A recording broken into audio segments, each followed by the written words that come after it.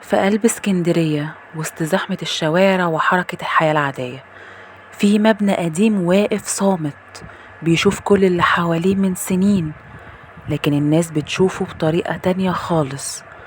مبنى بيقولوا انه مسكون، مبنى بيحكي عنه اهل المدينة وكأنه بطل فيلم رعب حقيقي. بس دي مش قصة فيلم، دي قصة عمارة رشدي، العمارة اللي حيرت الاسكندرانية وخلت ناس كتير يغيروا طريقهم بس عشان ما يعدوش من قدامها. انا ياسمين ناصر. قبل ما تسمع الفيديو للاخر ما تنساش تعمل لايك واشتراك في القناة وتفعل خاصية الجرس علشان يجيلك كل حاجة اول باول. عمارة رشدي موجودة في حي رشدي، واحد من ارقى احياء اسكندرية. شكلها من بره عادي، عبارة عن عمارة قديمة من طراز التلاتينات او الاربعينات. شكلها كلاسيكي، البلكونات واسعة والباب ضخم مصنوع من حديد. زمان كانت المنطقة دي مليانة عائلات أجنبية ويونانيين وغيرهم، وكان من الطبيعي إنك تشوف عمارات بالشكل ده. لكن مع مرور السنين حصلت حاجة غريبة، العمارة دي بقت مهجورة وشكلها بقى مقبض. طب إيه حكاية العمارة دي؟ الأهالي بيحكوا إن العمارة دي اتبنت على أرض كانت ملك لراجل غني جدا، لكن لما بدأ يبني حصلت مشاكل غامضة ومشاكل بين الشركاء، وفي اللي بيقول إن في حادثة قتل حصلت جوه أثناء البناء.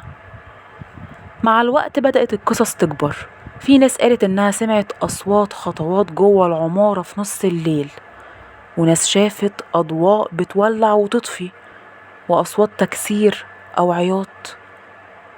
في رواية بتقول إن أسرة أجنبية كانت أول سكان العمارة، لكن حصلت لهم مأساة رهيبة وانتحروا أو اتقتلوا، ومن بعدها محدش قدر يعيش فيها.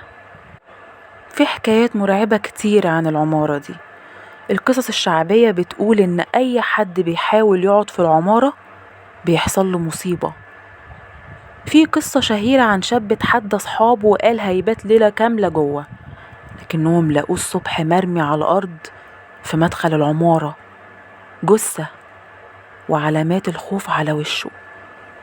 وفي اللي بيحلف إنه شاف ست لابسة أبيض بتقف في البلكونة وبتبص على الشارع، ولما بيرفع عينه تاني عليها بيلاقي البلكونة فاضية.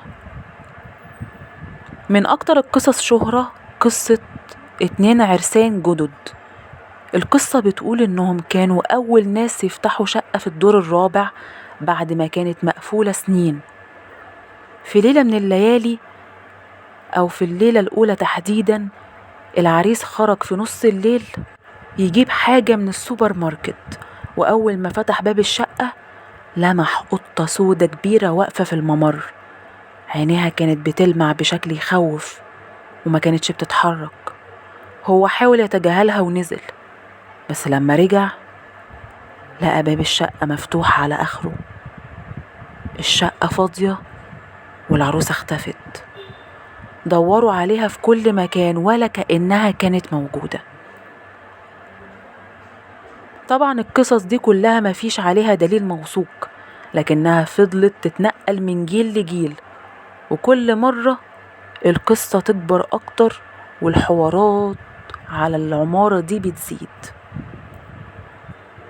الحقيقة الوحيدة المؤكدة إن العمارة دي فضلت سنين طويلة شبه فاضية أو مقفولة، ومفيش حد عايش فيها بشكل دايم، ومحدش عايش فيها أصلا بشكل دايم.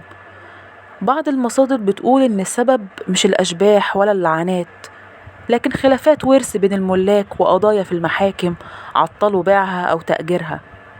لكن لأن البشر بطبعهم بيحبوا الغموض، أي مكان فاضي وغامض بيتحول بسرعة لأسطورة رعب، وعمارة رشدي كانت مثالي للأساطير دي في اسكندرية. في السنين الأخيرة في كلام إن العمارة اتباعت أو اتأجرت لشركات، وفي ناس قالت إنها اتجددت جزئيا.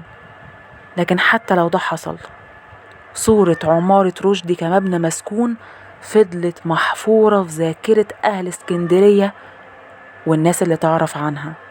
معلومات.